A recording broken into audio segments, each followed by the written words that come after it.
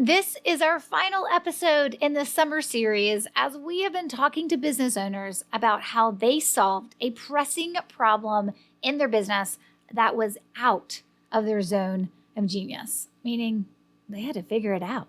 For our final episode, we're going to focus on solving something I consider to be more of a dream to solve versus a problem to solve.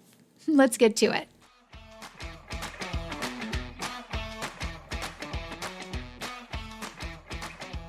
Hey there, and welcome to episode 318 of the Roadmap to Referrals podcast, a show about helping you build a referable business. I am your host, Stacey Brown Randall.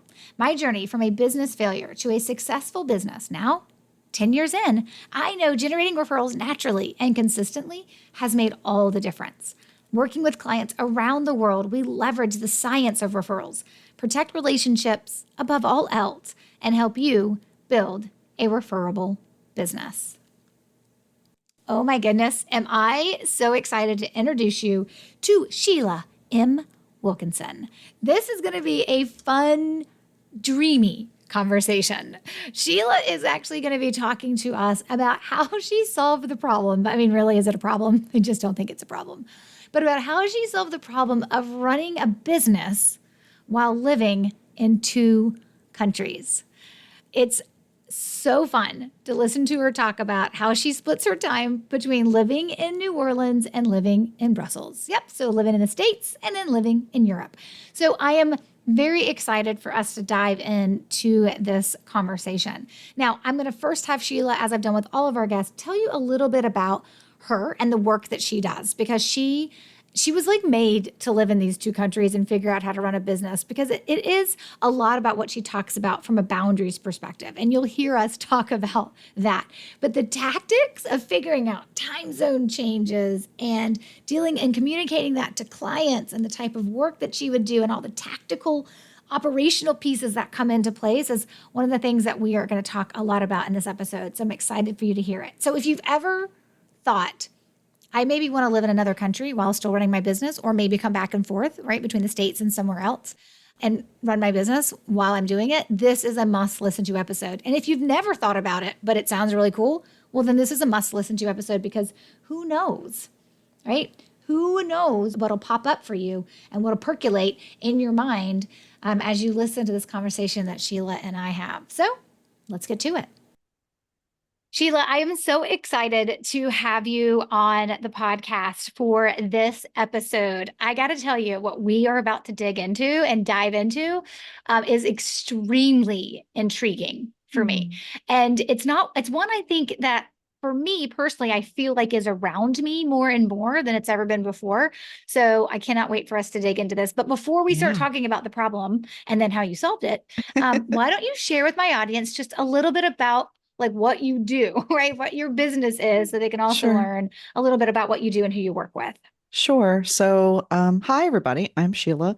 I work with professionals and business owners who struggle with three main things. They struggle with making aligned decisions. They struggle with resetting expectations with everyone around them about what can be expected from them, including themselves. And I help them to set boundaries, to help them to set the boundaries, not just saying no, but saying what they can do, what they want to do, what they will do, what they will not do. And so that they can have those boundaries that will actually stick. So that's the main piece of what I'm doing on a day-to-day basis. From a title perspective, I'm an attorney, but I'm also a coach and a consultant, an educator. I'm a speaker. But those are really the three main things that I'm helping people with on a day-to-day basis. Awesome. All good things that we could probably have another whole episode about, because those I'm really big on. I love me some boundaries. Boundaries make the world go round, and they make me very, very happy. But that's not what we're talking about here today. Well, we're talking about, I guess, about boundaries in a completely different sense, right? I mean, it's a different sense. Okay. So as most people who've been listening to this series on the podcast, they kind of have figured out that we have a structure to how we talk about like, what's the problem? How long is it a problem? Why did you decide to solve it? And then how did you solve that problem? But this isn't like, I mean, this is a problem. And I'm using air quotes that no one can see because I feel like this is a good problem to Yes. have. Most of the time we've been talking about like the bad problems, like things I really need to solve because they're creating stress or that means I'm not getting something done. And this is a totally different. So this is about learning how to live and run your business when you're living on two different continents, which are two different boundaries from that perspective. So Correct. why don't I have you kind of dig in to really explain the problem? Like, how did this start for you to make the decision you and your husband wanted to live in two different countries and kind of just talk about that problem. No, I'm using problem is kind of an Yeah. issue for me with this one. I like this. Opportunity. Yes, I love it. This opportunity, but like talk about the decision to, I think what my listeners need to hear, and what I like, think I would like to hear, it's the why did you decide you wanted to live in two different countries? And then we'll get into the, okay, now how in the world do you actually do that? So can we kind of Sure. start with what led to this decision for you guys to make that choice? Sure, absolutely. So, well, I'll give you the short version. So, when I was a kid, my parents passed away. My dad died when I was 12, and my mom when I was 16. And I raised my sister, who is 8 years younger than I am. And so I always worked full time, went to school full time, did all the things that I was supposed to do. I got the good grades, I went to the good school, I got all the degrees, I checked all the boxes. And then Hurricane Katrina came. I live here in New Orleans, and I'm currently in New Orleans right now, but I'm heading off to Brussels soon, which we're going to talk about. And it wasn't until Katrina, when my sister turned 18 and I was finishing grad school, that I said, okay, I want to go to law school. And I did my master's in social work and then said, okay, I'm going to go to law school. And during law school, I didn't have anybody else to be responsible for but myself. And it was pretty amazing to have somebody else that I was responsible for. And so I studied abroad. I did Vienna one summer, Vienna and Prague the next summer. I did Budapest, and then I did an EU seminar tour. And the EU seminar tour, the European Union tour, basically, we went to Brussels, we went to Luxembourg, we went to Strasbourg, and we went to Paris. And when I was in Brussels, it was December 10th, 2008. I remember it like it was yesterday. And I was sitting in the White and Case conference room, this huge international law firm in Brussels. And I just kind of looked around and I said, you know what? I really love being in Europe. Like, I want to make this happen. This is going to happen. And I said, all right. I said to myself, 5 years from now, and I'm still sitting in the conference room, right, with all my friends and my my colleagues and lawyers all around me. And I was like saying to myself, I said, okay, 5 years from now, I'm going to be in Europe full time. And it's either going to be full time working or full time going back to school. And so from that moment forward, I made this commitment to myself. And every single step that I made going towards, going forward was going towards that goal. And so that meant leaving the multi-million-dollar law firm that I had built from scratch, because the partner that I was working with, the managing partner, wasn't on board with what I wanted with my life, even though I'd built this multi-million-dollar law firm together. And I made the decision in that moment, but because it felt good, right? And at that point, I hadn't even met my husband at that point. When I realized that this was something that I could do, right? And yeah, so I made the decision. And then I said, okay, well, what do I need to do to make that happen? Right. And I started to create all of the structures in my life that would allow me to start shifting away from the quote unquote traditional way of being, a butt in a seat doing the work, to being able to live on two continents.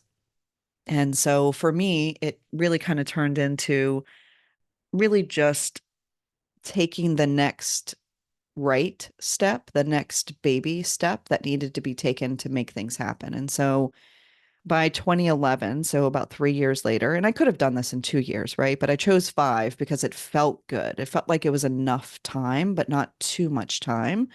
because I knew that there were things that needed to happen in my life and in work and in saving money and setting up the financial structures and those sorts of things that needed to happen. And that just takes time, right?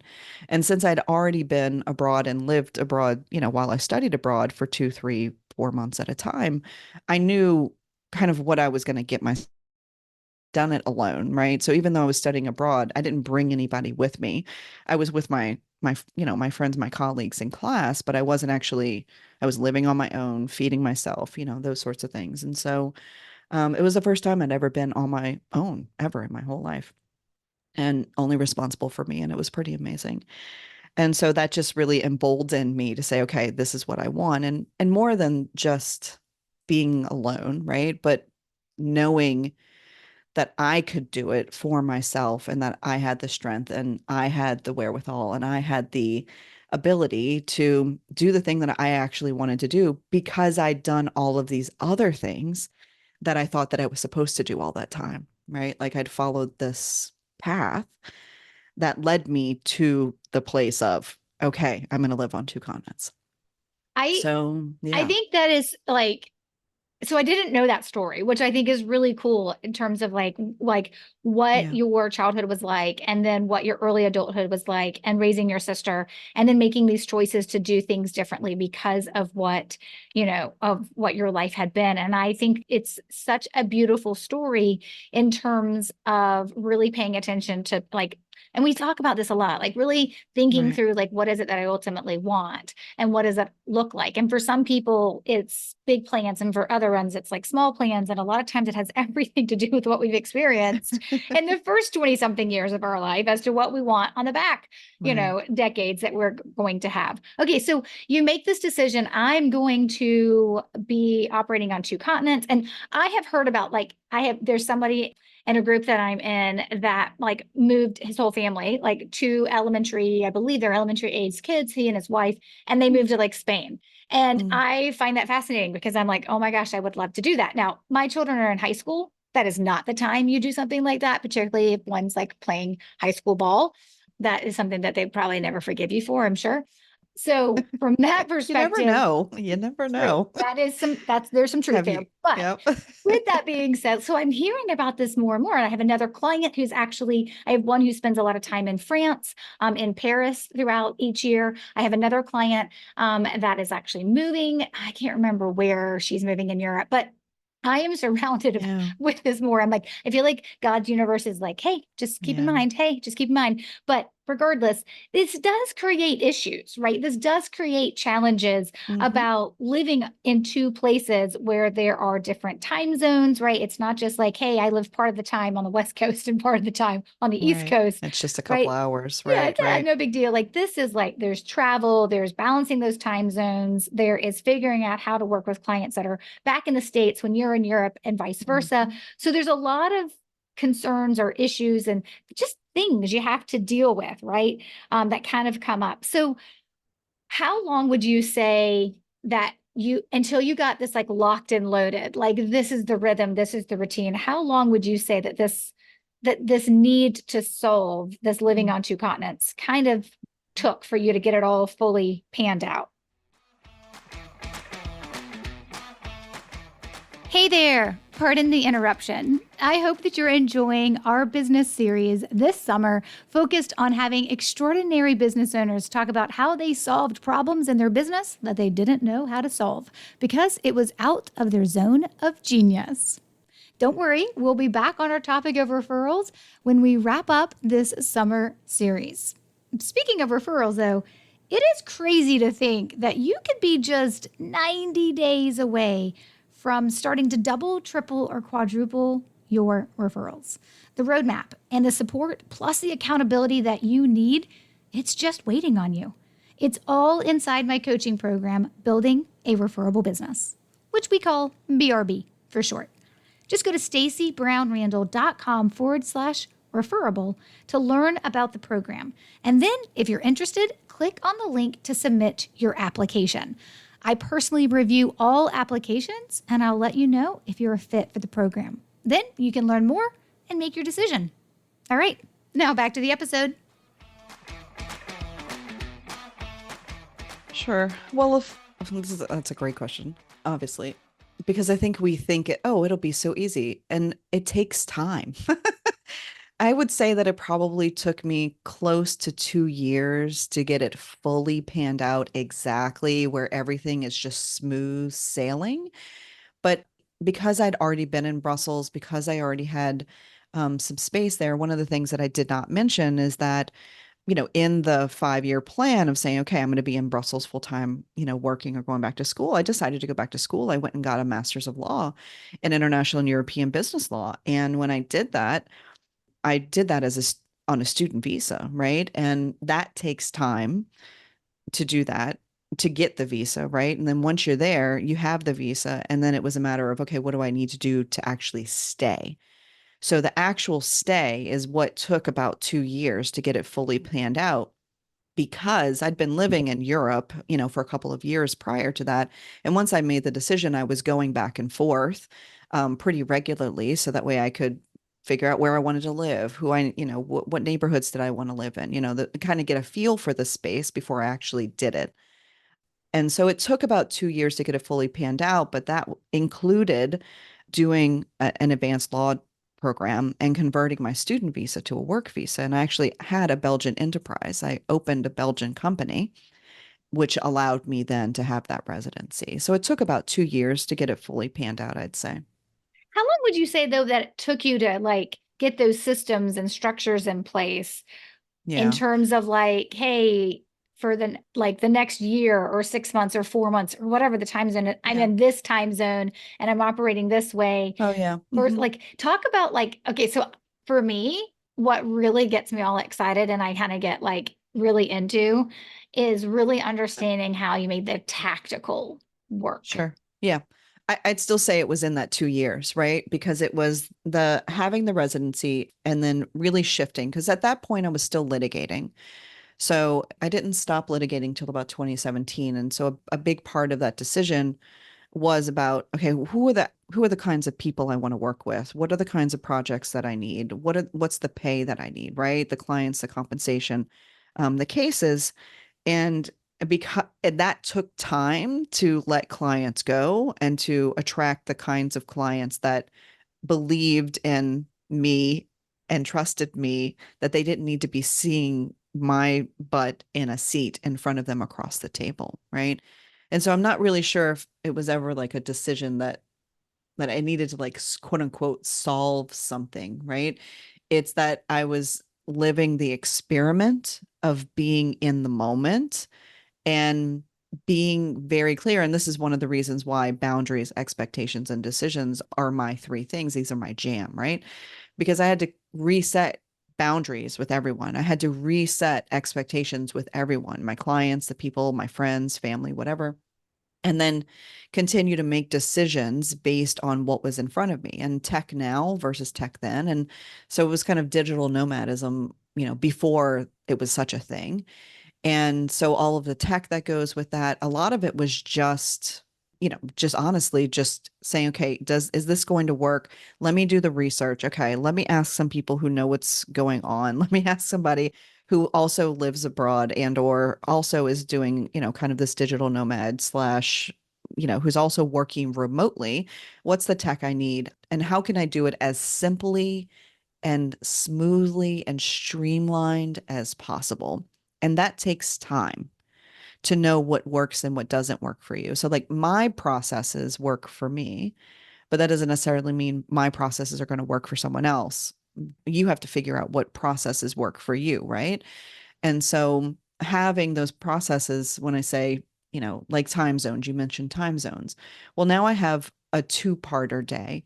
So we wake up in the morning and we work for about 3 or 4 hours. Then we have about 4 hours off while everybody's here in America is starting to wake up. We do all of our really focused work in the morning before anybody wakes up.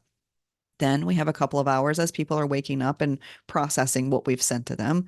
And then we work for another 3, 4, 5 hours in the afternoon and into the evening, that then we can be present with the people, quote unquote present, right? On the computer, virtually with people to kind of put that stuff into place. So I'd still say that it took a couple of years to really make things smooth and streamlined, but it wasn't just throwing something against the wall and, hoping the spaghetti sticks. It was doing the research, asking people what works for them, what resources did they have, and then trying them, trying the tools, and then saying, okay, this works, this doesn't work, this is how I would tweak that. And then constant incremental improvement and tweaking. Yeah. So it So takes time. when you were so you're there, it's within those first 2 years as you're figuring everything out, as you're trying to figure out how you're going to like bifurcate your day and what that looks like depending on where you are and kind of managing that. What kind of communication did you do with your clients that were kind of like Mhm. living the experiment with you because they were a client with you during those 2 years? Yeah. Well, a big part of it first was saying to them, hi, I love you. You have been my client for a long time, and I appreciate your trust. And we're entering a new chapter of my professional and personal life. This is what is going to happen going forward. I'm going to be only in New Orleans, 2 or 3 months out of the year. If you need me to continue being with you once a month or, every other week to meet with you in your office, and give you some recommendations to another attorney, to another consultant. Really just saying, this is what's happening, and then giving them the choice of, do you want to stay with me, even though you're not going to see me sitting across your table? Or can we keep working together, right? Like, what does that look like? And if they didn't want that, that was fine. I would say that I transitioned out about, I don't know, close to 20, 25 legal clients. All of my consulting clients stayed, all of my coaching clients stayed because they were like, that's fine. I keep talking to you on on the computer. It's not a problem, Sheila, right? And those who really valued my way of believing that we can have the life that we want to have and we can build a life that we want to have, those clients were already aligned. So it was a no-brainer for them, right? Yeah, Yeah. I think that, like, I think about that, like in a small microcosm of that, not like that's a Hmm. big one. Like, I'm now living on two continents. But I think about that when I changed almost 4 years ago, like how I work with clients and what that looks Yeah. like. And for some, it was like, we've been waiting on this. Like, what took you so long? And for Right. others, it was like, wait, I'm used to you being in this one Hmm. box that I've put you Holding in. my And right. hand. And this is Hmm. how I work with you. And this is what it's going to look like. And now you're changing the box, and that's not going to work for me, which is the reality, right? Right. Like some clients are like, what took you so long? The other clients are like, I think it's time for us to like not work together anymore. And it's all right. Yeah. And I think there's a level of confidence that you have to have that what you're creating is the right thing for you. I mean, for me, it was just how I worked with my clients. So there had to be a piece of, well, my clients get better value, right? And will have better success because of the new Hmm. model that I'm creating. In Yeah. addition to, that's how I want to show up. And I think when you have those pieces in place, it's always a win-win, even though it may not Yeah. look the way somebody else wants it to look. But I think when you're making these big shifts and changes from a like life perspective as well, I think there's just a little bit more, obviously, that goes into it. And then just trying to get other folks, like it's like giving them a minute just to wrap their head around it. And then I would Right. imagine you found most of the time people are like, oh, that's really cool. That gives me hope to know that I can do that one day Yeah. as well. Well, and that's exactly it. The people who wanted to also have this kind of quality of life stayed. Of course they did, right? Because they're like, okay, but I'm here along for the ride. I want to also support you. And also when I'm ready to make this shift, when ready to make this change, then like I want to have you in my fold. I want to know that you're there and I can ask you those questions. And it's not to say that those other clients weren't aligned. They were amazing clients. They were some of my earliest clients that I'd had for over a decade. However, they just needed me to be there at their table with them. And I still talk to them. I still, meet with them. I still, have coffee and those sorts of things with them. I just don't serve them in a professional capacity anymore, right? But instead of just saying, okay, this is my decision, my autonomy, and you just have to do what I say, it's, hey, this is my decision. Let me know what works best for you. And then they get to make their informed decision. But the thing is which is actually funny, is that when I'm in Brussels, you get more communication from me than you're going to get more more communication from me probably than when I'm currently in New Orleans. Because when I'm in New Orleans, we have, our regular calls. But when I'm abroad, I'm doing Loom videos, right? And I'm like, hey, I remember you emailed me about this thing the other day, and I said this, this, and this. And I've been thinking about this. I woke up this morning and it's 3 o'clock in the morning. I don't want to, I don't want to, call you at 3 o'clock in the morning, but I want to let you know this is what I'm thinking, blah, blah, blah, right? And then when they wake up, they have this video from me, and it doesn't feel like I'm gone. It feels like I'm closer to them, right? And so I'm an early adopter in this way. I will happily try something, and if it doesn't work, it doesn't work. I let it go, right? I don't hold on to things just because I've paid for it or whatever.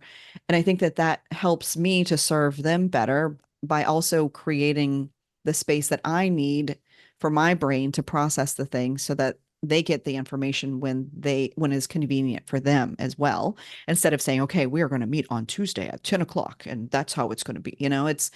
It's a more flexible way of living. And I think to expect that people are always going to show up at a certain time on a certain day, and it can be too rigid, right? And not everybody can handle flow like that. And I think that big part of that communication was really about, what does that look like?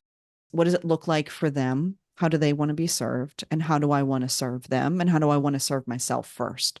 Because when I take care of myself and I take care of how I structure my own days for my own personal health, my physical, mental, emotional, intellectual, overall health, then I can show up and serve them better.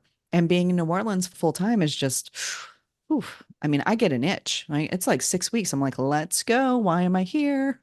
We I got get to get out of here. You're like, it's time to get moving. And I have, Time to and go. you can just pick up and go because you have all those Correct. processes and where am I going and Correct. where am I living and all Yes. those things kind of mapped out, which I think is Yes. great. And you said something earlier about when you kind of created this model and the boundaries were in place, but the structure and the flow looked different. It made me think about when I made the shift to just how I work with my clients, particularly within my coaching program, that the idea behind the coaching program is that we have a weekly, like 1 hour office hour, not every single week, Yeah. obviously I take vacations and travel and Mhm. things like that, but pretty regularly on a monthly basis they're going to have like two or at least usually three Q&A calls with me every month. And when I created that boundary of like, this is when I'm going to get on and answer your questions, and I created that boundary, and then some other Mhm. things were put into place, I found myself being actually more responsive because Yep. I knew when I would be working and when I wouldn't be working, and I knew what that looked like, and I had those, and there's some other boundaries that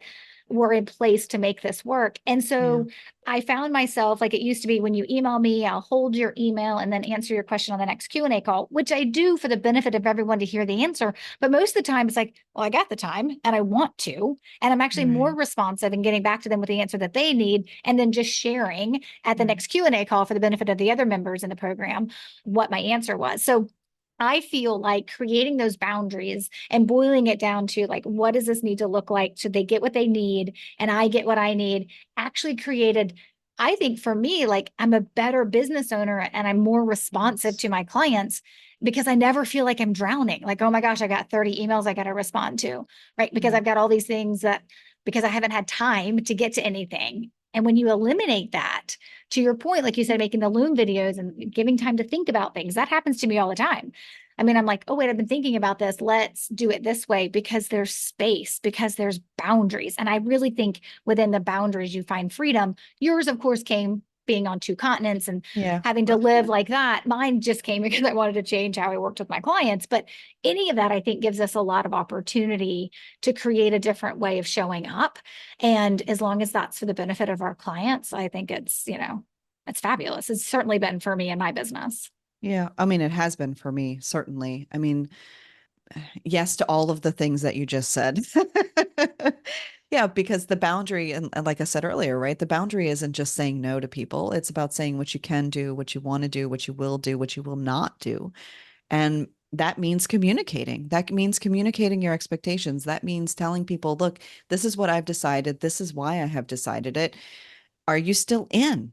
And giving people the opportunity to say, yes, of course I'm still in. But usually what happens is business owners and, like professionals too, right? But they come from a place of, oh, but what if they say no? But what if they say yes? they're going to say yes because if they're in your space and they love you and they value you and they respect you and they trust you, they're going to be excited that you're excited about something. And that does make you want to show up with those people because your values are aligned, right? And so all of those things, yeah, all of those things. So yeah. And now, honestly, Stacey, I have I have clients who live literally a half a mile from me that I had never met in person. I don't need to, right? We talk to each other on Zoom. We have meetings. We see each other. And then when we do our in-person meetups, once, twice a year, then I'm like, oh, here you are. Let me hug you. It's like, oh, you're a lot taller than I thought you'd be. That is Like, always that's always my it's favorite thing is like, I have always the seen case. you on a camera for like 6 years and they're like, oh, wow, like you are taller than I thought or whatever. Like Right, it's right. just, that's probably one of my favorite things. So, Yeah. okay. So if you had to give like one tiny tip to somebody who, like, I'm sure there's a lot of people listening and they're like, that was amazing. Thank you so much for sharing that. I can live vicariously through you, but I'm probably never going to do that for whatever reason. Right. But there's probably some people in my audience that are like, okay, now we're stoking the fire. Now we're really starting to think about things about what I want to do. And if there was one tiny tip, like tiny brief tip that someone could walk away with as to what they should do now that this may be an idea percolating in their brain, what would that tiny tip be for them that you have for them? Yeah. I think the good tiny tip is looking at what expectations you actually have of yourself and then considering whether those expectations actually came from you. Mm. Because often what happens is we assume, right? I said in the beginning, right? Like I went to work, I worked full time, I went to school full time, I raised a kid that was not mine. I did all the things I was supposed to do. But that doesn't necessarily mean I did the things I wanted to do. And so just sit and say, okay, what expectations do I have of myself? And write all of those things down. Just make a long list and then look at each one and say, but does this actually belong to me? Like, where did this come from? And you'll probably find that most of the expectations didn't actually come from you to begin with. They came from somebody else, a position of authority, a parent, a clergy member, a community, somebody else said, "Oh, you'd be really great at that thing. You should do that thing." And we tend to live other people's versions of us. And what I really want is for people to live their own versions of themselves. So it's a good place to start. Love that. Yep, I completely agree. All right. So thank you so much for sharing this. I think this is Yeah. fascinating for people to start thinking about kind of like what this would look like potentially if that's something that they want to do. But there may be other people who are like, when she introduced herself at the very beginning, she talked about what she did for a living. I'd actually like to learn more about that. So if my audience wants to learn more about how to get in touch with you, where can they go find you? Sure. I actually have two podcasts. The What Would Sheila Say podcast, because my clients say when they're on their own and they're trying to make decisions and it's 3 o'clock in the morning, they're like, but what would Sheila say to do? She would just say, do what you want to do. So I have a podcast called What Would Sheila Say? And if you're a lawyer and you're listening, I have one specifically for you called Build Your Joyful and Thriving Lawyer Life. That's a good place to just start diving in and getting my perspective and starting to think about how you can start reflecting and applying the information. But you can always connect with me on Instagram at Sheila M. Wilkinson. I like to hang out on Instagram. I never thought that I would ever say such a thing, but that's the truth. I'm also on LinkedIn, but I actually, if you send me a note, just say, "Hey, I heard you on Stacy's podcast," so that way we can kind of start the conversation, and I know that you're not trying to cold pitch me something. Which is the worst. It's the worst. Don't cold pitch me in the DMs, please. Thank you. Yes, absolutely. And if you are a lawyer, I have a quiz that will help you to figure out what the next best step is. And I'm working on one for non-lawyers right now. And yeah, I'm excited because I feel like it's really as so simple. But people think that it needs to be complicated, and it doesn't have to be. Like tapping back into who you are, what you want, and actually why you want that thing, and that the why is for the right reason. You could do anything, right? And so, yeah, come find me. I'm on the internet. All you have to do is Google Sheila, Sheila, New Orleans, Brussels. You will find me. And I've been very careful about my SEO for the last 15 years. And yeah, I'm here. I'm an open book. Yeah. Let me know how I can help you. Yeah, that's awesome. Well, we will link to those in the show notes page, of course, Thanks. for this episode. So, Sheila, thank you so much for joining us today on the show as part of our summer series, having business owners share how they solved a particular problem, or in your case, opportunity within their business Yep. that was completely out of their zone of genius. And I'm so glad that you were here with us today. Thank you. Thanks, Stacy. Thanks for inviting me. I really so excited about this, and I know we could keep talking, so I'm going to stop talking now. Oh, I appreciate you. Thank you. Thank you so much. I hope you enjoyed that conversation as much as I did. I know I was really letting myself kind of just my mind like wander and be like, what would that look like? Now, for those of you who have been longtime listeners to this podcast, you know that I have children. And so this is not anything that's happening anytime soon. But I am not that far away from empty nesting. I think there's a difference between empty nesting when your kids are in college versus empty nesting when your kids have graduated college. I'm definitely learning there is a difference. So we'll see what happens. I don't know what I can be able to talk Norm, my husband, into, but we shall see. But I loved this conversation with Sheila because it really does give us permission to be like, you know what, we can figure some things out and then things can look different than they look today. And the business will still be successful in the process. And I think like sometimes we have to ask ourselves, what's the worst that could happen? And then ask ourselves, can we live with that if that happens? And what if it happened, how would we solve the problem or fix it? And I think understanding that as you make a massive change like Sheila did, and thinking the worst could happen is that all my clients would leave. Of course, that's probably never going to happen. And then figuring out how you would handle that, it kind of helps you process that, yeah, there's reality here and maybe we should make this happen. So I hope you enjoyed that episode as much as I did.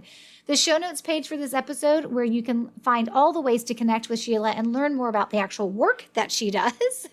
Because of course, all we really talked about was how she runs a business from 2 countries, can be found on the show notes page for this episode at stacybrownrandall.com/318. We are back with another great episode next week, and we are back on the topic of referrals, my friend. So if you've missed this topic while we've been on a little summer hiatus talking about business problems with business owners during our summer series, don't worry, we're coming back next week on the topic of referrals, and we have a great lineup of episodes coming your way over the next few weeks, months, until the rest of the end of this year. So I can't wait to have you back here next week. Until then, you know what to do, my friend. Take control of your referrals and build a referable business. Bye for now.